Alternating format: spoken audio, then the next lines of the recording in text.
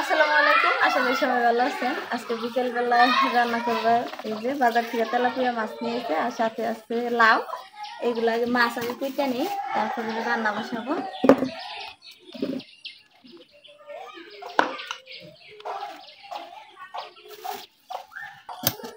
অনেকেই কিন্তু তেলাপিয়া মাছ পছন্দ করে না, আবার অনেকের কাছে ভালো লাগে। আমাদের বাড়িতে খুব একটা আনা হয় না, মাঝে মাঝে আনা হয় হঠাৎ করে। এই যে আজকে তেলাপিয়া মাছ নিয়ে আসছে, একটু ছোট সাইজে। এগুলো খাইতে কিন্তু ভালোই লাগে। মাছটা কাটা শেষ, আর এখন এই যে লাউটা কাইটা নিব। আর আজকে লাউটা কিন্তু একদম কচি আর একদম ফ্রেশ, আর এটা কিন্তু খাইতে অনেক মজা হবে। এরকম কচি লাউ খাইতে কিন্তু অনেক মজা। আর এটা দিয়ে আজকে মাছ দিয়ে রান্না করবো। এই যে দেখেন একদম কচি।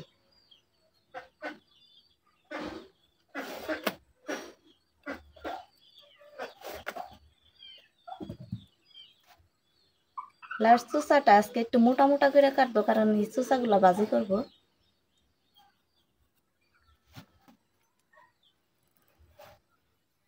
আজকে বিকালবেলার পরিবেশটা দেখেন, অনেক সুন্দর। দুদিন ধরে বৃষ্টি হয় না, যার কারণে পরিবেশটা অনেক সুন্দর। আর এখন মোটামুটি শীতের দিন চলে আসতেছে, যার কারণে এখন তার বৃষ্টি হবে না, আর পরিবেশটা এখন ভালো থাকবে সব সময়।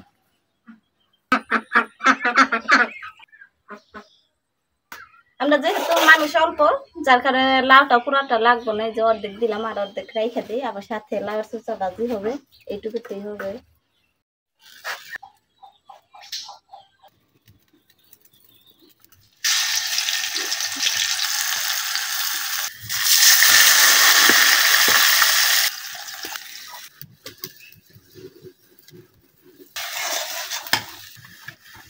আজকে আমরা তেলাপিয়া মাছ দিয়ে লাউদা রান্না করতেছি।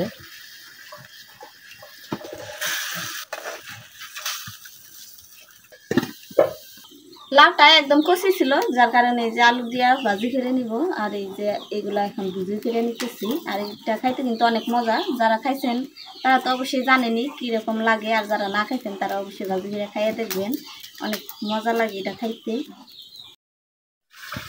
এই তো মাছটা সুন্দরভাবে কষানো হয়ে গেছে, এখন কিন্তু মাছটা উঠাই নেবে।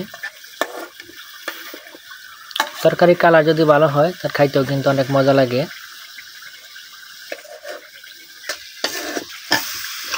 অনেকদিন পর লাউ রান্না করতেছি আজকে আমরা। আর এইদিকে মিতো দেখেন, এই যে লাউয়ের চোষাগুলো কাইটে নিয়ে যাচ্ছে, আলুতে ভাজি করবে। এগুলো খাইতে নাকি অনেক মজা। অনেকদিন আগে খাইছিলাম, মিতো খাওয়াইছিল, মনে নাই।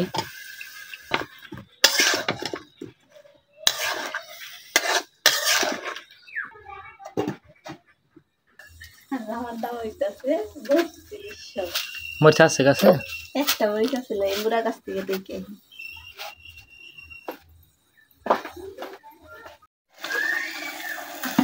এই তো সবজিটাও কষানো হয়ে গেছে, তোমার জন্য দেখানো লেগেছে না ভালোভাবে।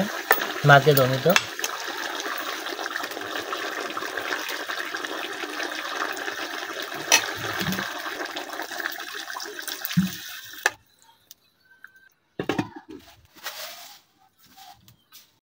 এই তো আমার রান্নাটা শেষ, দেখি কেমন হইল। এই তো লাউ দিয়ে কি মাছ জানি মেথিটা, তেলাপিয়া মাছ। ধন্যবাদ সবাইকে আমাদের ভিডিওটা দেখার জন্য। যদি ভালো লাগে অবশ্যই লাইক কমেন্ট শেয়ার দিয়ে পাশে থাকবেন।